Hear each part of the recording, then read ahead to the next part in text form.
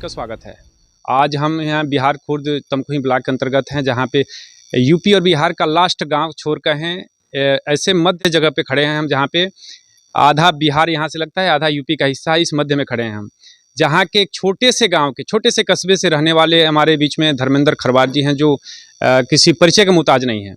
अपने आप में इनकी कला का, इनके हुनर का पूरा लोहा मानते हैं क्षेत्र के लोग। तो अभी हम उनसे बात करके जानते हैं कि यहाँ पे एक मंदिर में आए हुए हैं। इस मंदिर में इनके आने से इन्होंने यहाँ पे एक बहुत अच्छी इनकी प्रस्तुति यहाँ पे होती रहती है। इसके बारे में जानेंगे कि आपने इस क्षेत्र में अभी तक किस तरह के कार्यक्रम किए हैं, लोगों में कितने आपने लोगों के दिलों में अपना राज किया है। आइए जानते हैं जो हमारे बीच में धर्मेंद्र खरवार जी से बात करते हैं और जानते हैं कि इनका जो शुरुआती दौर रहा है, किस प्रकार से संघर्ष करते करते यहाँ से मुंबई तक का जो सफ़र है, आपने किस तरह से सफ़र तय किया, इसके बारे में विस्तार से जानते हैं। जी नमस्कार धर्मेंद्र। नमस्कार। कि अभी तक आपने क्षेत्र में जो आपने जो शुरुआत किया, यहाँ से मुंबई तक का सफ़र के बारे में आप बताएं कि किस तरह से आपने संघर्ष किया यहाँ क्षेत्र में, जहाँ पे असुविधा है, यहाँ से कठिन संघर्ष करके परिश्रम करके, इसके बारे में विस्तार से बताएं आप। यह बात आप सही बोले कि कलाकारों के लिए बड़ी मुश्किल भरा काम है अपनी प्रतिभा दिखाना चैनल के माध्यम से या टीवी के माध्यम से या सिनेमा के माध्यम से। चूँकि अपने यहाँ यूपी बिहार में कम बनती हैं फिल्में, सब कम बनती हैं, संसाधन सब कम है। अब धीरे धीरे होते चला गया, बढ़ रहा है। लेकिन एक तरह से देखा जाए तो हर कलाकार यही समझता है और जानता भी है कलाकार कि हमें गांव छोड़ के कहीं बाहर शहर में जाना पड़ेगा, दिल्ली, मुंबई, पटना, बनारस इत्यादि जगहों पर जाना पड़ेगा अपनी प्रतिभा को दिखाने के लिए। वहाँ पे उसका जो रूपरेखा है तैयार करने के लिए, रूपरेखा मीन से ये हो गया कि समझिए कि अपने यहाँ अब इस भागीपट्टी समूह में रिकॉर्डिंग स्टूडियो तो नहीं है। अब रिकॉर्डिंग, अब हमको गाना है तो हमको या तो दिल्ली जाना पड़ेगा, नहीं तो मुंबई जाना पड़ेगा। अब आज की दौर में बनारस, पटना, इलाहाबाद, अब धीरे धीरे और भी गोरखपुर इत्यादि जगहों पे भी, गोपालगंज जगहों पे भी अब स्टूडियो मतलब शुरू हो गया है। लेकिन हमने जब से शुरुआत किया है तो अब यहाँ कोई स्टूडियो था ही नहीं, वो दिल्ली मुंबई के लिए ही था। तो हम मुंबई गए हैं, मुंबई में पढ़ाई लिखाई शिक्षा हमने वहाँ प्राप्त किया, फिर संगीत की शिक्षा भी ले रहे हैं हम वहाँ पर। और सबसे बड़ी बात आपको बताऊं कि मेरे पिताजी फिल्म से जुड़े हैं लगभग 40-50 सालों से। तो उनका फिल्म से जो जुड़ाव था उसका मुझे मिला, उसका फल मुझे मिला। ये मिला मुझे एक सहूलियत मिली, एक सहूलियत ये मिली कि नए लोग हैं, उनको दिल्ली मुंबई जाके अपना परिचय बनाना है और फिर वहाँ पे अपना टैलेंट दिखाना है, फिर कुछ लेके आना मिला के हम ये कहें कि पेड़ आपके पिताजी ने लगाया, फल आप काट रहे हैं। हाँ जी। तो वहाँ मैं मुंबई गया, पिताजी के पास मुंबई गया, फिर वहाँ पे शिक्षा, फिर डांस की शिक्षा वगैरह सब, फिल्मी ट्रेनिंग सब में शुरू किया, वहाँ पे ट्रेनिंग लिया। फिर उसके बाद में फिर गाना वाना के लिए रिकॉर्डिंग हुआ। फिर आप लोगों के आशीर्वाद से वहाँ पे कुछ फिल्म के डायरेक्टर वगैरह, प्रोड्यूसर लोगों में मुलाकात हुई, पापा मुलाकात करवाए। मैं बेसिकली स्टेज का परफॉर्मर हूँ, रंगमंच से जुड़ा हुआ हूँ, स्टूडेंट लाइफ से ही। लेकिन पिताजी की वजह से इनकी जो पहचान थी, निर्माताओं में, निर्देशकों में जो पहचान थी, तो वो मुझे बहुत काम आया कि उन्होंने मुझे प्रेजेंट किया उनके सामने कि मेरा लड़का है, रंगमंच का कलाकार है। तो उनको लगा कि हाँ ये रंगमंच का कलाकार है। मेरे वीडियो फोटोग्राफ सब देखते थे, तो इस आधार पे मुझे कुछ फिल्में मिल गई, जैसे कि आदरणीय पवन सिंह जी के साथ मुझे उमरिया कैली तोहरे नाम भोजपुरी मिल गया। अभी जो गोरखपुर के सांसद हैं हमारे रवि भैया, तो रवि किशन जी के साथ मुझे भूमिपुत्र जैसे फिल्म मिल गया। तो एक तरह से सही बोले आप कि पेड़ इन्होंने लगाया और फल बस खाली तोड़ने वाली बात है ना। परिश्रम जो हम लोग करते हैं गायकी के लिए, डांस के लिए जो ट्रेनिंग लेते हैं, तो उतना ही बस हमने किया, बाकी आशीर्वाद भगवान का सब कृपा है। टी सीरीज में कौन से गाने आपके ज़्यादा प्रचलित रहे? टी सीरीज में सिद्धिविनायक मंदिर पर हमने गाना गाया है, फिर गणेश मंत्र हमने गाया है, माता रानी की सवारी आने वाली है, हमने माता रानी के लिए हमने गाना गाया है। ये सब टी सीरीज पर यूट्यूब पर देखेंगे तो दिख जाएगा। और कपिल गीत कुशीनगर मेरा एक चैनल है, उस पर भी मेरे सारे भक्ति गीत सब मिल जाएंगे।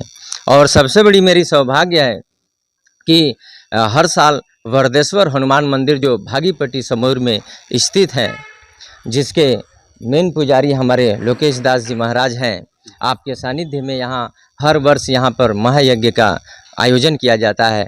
इस बार भी मुझे बहुत बढ़िया प्रस्तुति करने के लिए मौका मिला। मुझे आप लोगों के आशीर्वाद से वरदेश्वर हनुमान मंदिर जो यहाँ आ जाए उसे वर मिलना ही मिलना है। तो इसी का फल है कि यहाँ पर आयोजन में मैंने बहुत अच्छा आप लोगों के आशीर्वाद से प्रस्तुति किया, बहुत लोग प्रभावित से, और मेरा सौभाग्य है कि मैं आज दर्शन करने यहाँ पर आया हूँ। और यहाँ के हमारे मेन पुजारी जी जो हैं लोकेश दास जी महाराज, आपके हाथ से आशीर्वाद मिला, मुझे चुनरी आप ओढ़ाकर मुझे सम्मान किए। मैं बहुत बहुत हार्दिक आभार व्यक्त करता हूँ इस मंदिर ट्रस्ट के, आप सभी पुजारीगण का और यहाँ के सभी भक्तों का। आपका जो यहाँ का जो क्षेत्र का गांव का जो सफ़र रहा है, बचपन का जो सफ़र रहा है जी, उसमें आपने ये ट्रैक पे आने का आपके पिताजी की वजह से आपको ये रास्ता चुनना पड़ा या कोई और प्रेरणादायक है इसका? देखिए, ये सब चीज़ें किसको क्या बनना है वो तो गॉड गिफ्टेड है। कलाकार ज़बरदस्ती नहीं बनाया जाता है, डॉक्टर ज़बरदस्ती नहीं बनाया जाता है, पुजारी भी ज़बरदस्ती नहीं बनाया जाता है। वो सब भगवान ने भेज दिया है बना के कि तुमको क्या बनना है, उसी हिसाब से आदमी अपना मेहनत करता है। तो एक तरह से गॉड गिफ्टेड है कि मैं कलाकार हूँ, और कुछ खून में भी इसका असर होता है। असर ये होता है कि आपके पूर्वज अगर कलाकार हैं तो स्वाभाविक है कि कुछ परसेंट तो जरूर आएगा ही ना। अमिताभ जी का हाइट भी मिलता जुलता है अमिताभ जी तो हाइट की वजह से, और चेहरा भी जो भी सांवला काला गलूटा जो भी है वैसे ही अमिताभ जी की तरह मिलता जुलता है। और जब ड्रेस में आते हैं डांस का पूरे कॉस्ट्यूम पहन के जब आते हैं तो लगता है कुछ परसेंट लोगों को कि हुबहू अमिताभ जी जैसा दिखता है। तो ये मुझे लगता है कि अमिताभ जी का आशीर्वाद है मेरे ऊपर कि उनका झलक मिलता है और लोगों का काफ़ी प्रतिसाद मिलता है मुझे। हरे भंग का रंग जमा हो चकाचक, फिर लो पान चबाए, अरे ऐसा झटका लगे जिया पे पुनर्जन्म हो जाए।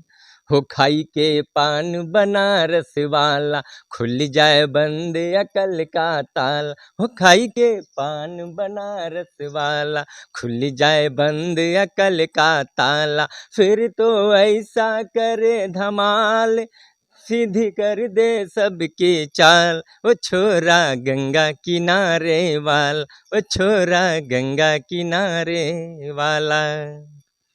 आप देख रहे थे अभी जो हमारे बीच में धर्मेंद्र खरवार जी, एक्चुअल में ये गाने से लेके गाना भी गाते हैं, अच्छे सिंगर भी हैं, और इनकी प्रतिभा जैसे कि एक्टिंग करने में भी अच्छी प्रतिभा है इनको। तो ये क्षेत्र के सभी लोग मतलब इनको वो चीज़ और बड़े रूप में देखना चाहते हैं। लोगों का हमने देखा कि भी दर्शक लोग कुछ मिले थे, सभी लोगों का कहना है कि इनको हम बड़े पर्दे पे देखना चाहते हैं।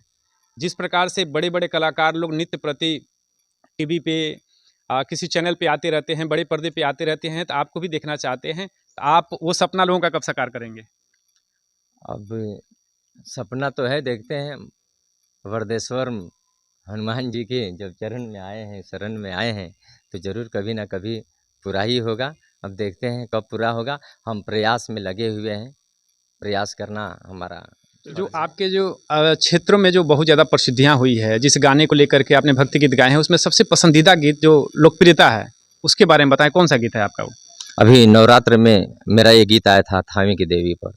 थावे की देवी आपके चैनल के माध्यम से लोगों को बताना चाहता हूँ, श्रोताओं को अपने बताना चाहता हूँ, आपके श्रोताओं को बताना चाहता हूँ कि थावे की देवी बिहार के गोपालगंज ज़िले में स्थित है और बहुत नामचीन है, बहुत प्रख्यात हैं एकदम। उनकी ख्याति पूरे यूपी बिहार में ख्याति है। और इसी को मध्य नज़र रखते हुए मेरे पिताजी आदरणीय कपिल देव खरवार जी एक हिंदी में गाना लिखे, जिसे वैष्णो देवी का गुणगान किया जाता है, गाने के माध्यम से पूरे देश के लोग जानते हैं। तो इस गाने को लिखने के पीछे एक इनका मकसद था कि थावे की देवी पर हमेशा आदमी भोजपुरी में गा रहा है, यूपी बिहार के लोगों में, भोजपुरिया लोगों में यह गाना है। इसको भोजपुरी के स्तर से इसको ऊंचा लेके जाया जाए, देश भर के लेवल में लेके जाया जाए। एक तरह से शक्तिपीठ, शक्तिपीठ हाँ शक्तिपीठ है थावे की देवी जी। तो इसी को ध्यान में रखते हुए पापा ने गाना लिखा और उसका डायरेक्शन भी दिए, म्यूजिक डायरेक्टर भी हैं, वीडियो डायरेक्टर हैं उसके, बहुत बेहतरीन बना। और भक्तों ने काफ़ी सराहा भी उस गाने को। उस गाने का लाइन है कि शेरा वाली भवानी मेरी मैया, तेरा जलवा कहाँ पर नहीं है। शेरा वाली भवानी मेरी मैया, तेरा जलवा कहाँ पर नहीं है। तेरा जलवा कहाँ पर नहीं है, तेरा जलवा कहाँ पर नहीं है। थामे वाली भवानी मेरी मैया, तेरा जलवा कहाँ पर नहीं है। रहस वाली भवानी मेरी मैया, तेरा जलवा कहाँ पर नहीं है। बहुत सुंदर। इसके अलावा भी आप गाने गाए हैं, तो आपको जगह जगह सम्मानित भी किया गया, उसके बारे में भी बताएं। क्या वैक्सीनेशन के समय में भी ये गाना आपका बहुत ही फेमस हुआ था? जब देश में कोरोना आया था, सारे लोग घर में बैठ गए थे, तो एक गीत हमने कुछ लाइनें लिखा और कुछ पापा से उसमें सलाह लेके कुछ इनसे लिखवाया। आपके चैनल के माध्यम से मैं उन तमाम कलाकारों का मैं आभार व्यक्त करता हूं जिन लोगों ने कोरोना के समय में लोगों को जागरूक किया अपने अपने गाने के स्तर से। मैं उन कलाकारों का भी बहुत आभारी हूं। तो इसी में हमने लाइन बनाया कि जहिया से आइल बा कोरोना बीमारी, जहिया से आइल बा कोरोना बीमारी, देशवा में मचल हाहाकार हो। सुना ये भैया, सुना हो बहिनिया, घर ही में राख परिवार हो। ये भैया घर ही में राख परिवार हो। फिर वैक्सीनेशन पे गाना आया कि हमने वैक्सीन बना लिया है, हमने वैक्सीन बना लिया है। तो इन कोरोना जागरूकता जो भी गाने गाए मैं, तो केंद्रीय मिनिस्टर रामदास अठावले जी जो मुंबई में रहते हैं, बांद्रा में उनका निवास है, उन्होंने बुलाया, मुझे सम्मानित किए। अच्छा लगा कि समौर का एक आदमी, भागीपट्टी समौर का आदमी और देश का, हाँ, मिनिस्टर रामदास अठावले जी के साथ भाई मुझे सम्मान मिला, तो मैं हार्दिक आभार व्यक्त करता हूँ। मुझे सम्मान कई जगह मिला। आदरणीय मनोज तिवारी जी के साथ मैंने स्टेज शो किया, पटना में कृष्णा मेमोरियल हॉल में किया, आरा में किया हूँ प्रोग्राम, मुंगेर वगैरह में किया हूँ, लखनऊ में प्रोग्राम किया हूँ, दिल्ली में प्रोग्राम किया हूँ, हर जगह प्रोग्राम कहीं ना कहीं किया हूँ और लोगों ने मुझे सम्मानित किया है। मैं सम्मानित करने वाले उन सभी प्रतिभाओं का, उन सभी महानुभावों का हार्दिक आभार व्यक्त करता हूँ। देखिए, अभी आप देख रहे थे हमारे बीच में जो धर्मेंद्र खरवार जी हैं, जो अपने आप में जाने माने क्षेत्रीय मतलब कि बहुत अच्छे कलाकार हैं। अब इनकी प्रसिद्धि को लेकर के अब चर्चाएं चल रही हैं। अब देखते हैं कि आगे भगवान की कृपा से मेरी भी चैनल के माध्यम से बहुत इनको हार्दिक शुभकामना, मंगल कामना करता हूं कि आपका उज्जवल भविष्य हो और आगे बढ़े और लोगों को अपने कलाओं के माध्यम से पूरा पूरा लाभ देते रहें। बहुत बहुत धन्यवाद। धुरंधर टाइम्स के जितने भी आप श्रोतागण हैं, यूट्यूब दर्शक हैं, टीवी चैनल के आप लोग दर्शक हैं, आप सभी लोगों को धर्मेंद्र खरवार की तरफ से प्रणाम है।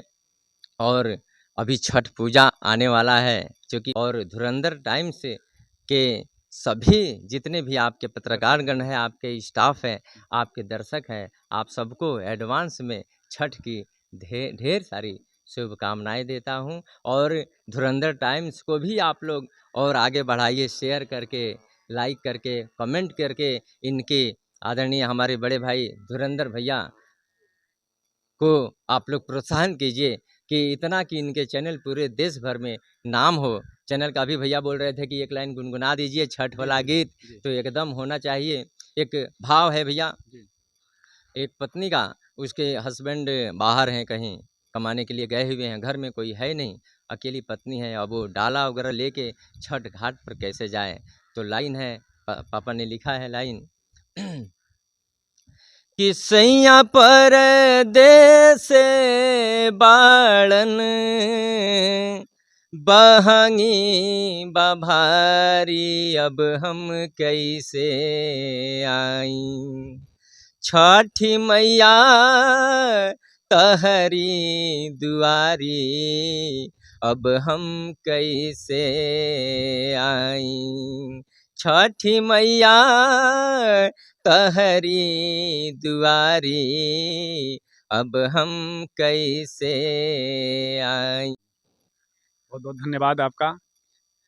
अब हम आते हैं इस मंदिर के जो पुजारी जी हैं उनसे जानते हैं कि ये कब से इनको जानते हैं, जो हमारे धर्मेंद्र कलाकार जी हैं इनको कब से जानते हैं और किस प्रकार की यहाँ सेवाएं देते रहते हैं।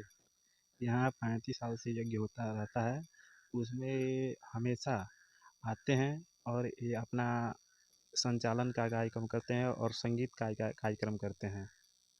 और भी ये आप नित्य प्रति ये भक्ति के मार्ग में यहाँ पे जुड़े हुए हैं या कभी कभी केवल कार्यक्रम के समय में आते हैं? हमेशा आते रहते हैं, जब बम्बई से आते हैं तो हमेशा आते रहते हैं। हर मंगलवार के दिन आते हैं यहाँ पे दर्शन हाजिरी करते लगाने के हैं, लिए। हाजिरी लगाने के लिए हनुमान जी महाराज के दरबार में, और हमेशा आते रहते हैं। बहुत बहुत धन्यवाद आप सभी दर्शकों का। आप देख रहे हैं धुरंधर टाइम्स। आप बने रहे हमारे साथ, आपको भी ऐसी ताज़ा खबरों के लिए हम अपडेट आगे कराते रहेंगे। बहुत बहुत धन्यवाद। वीडियो आपको अच्छी लगे तो लाइक, कमेंट और शेयर करें। हमसे परमानेंट जुड़ने के लिए चैनल को सब्सक्राइब करें। आगामी वीडियो की तत्काल सूचना प्राप्त करने के लिए बेल आइकन दबाएं। पूरा वीडियो देखने के लिए बहुत बहुत धन्यवाद।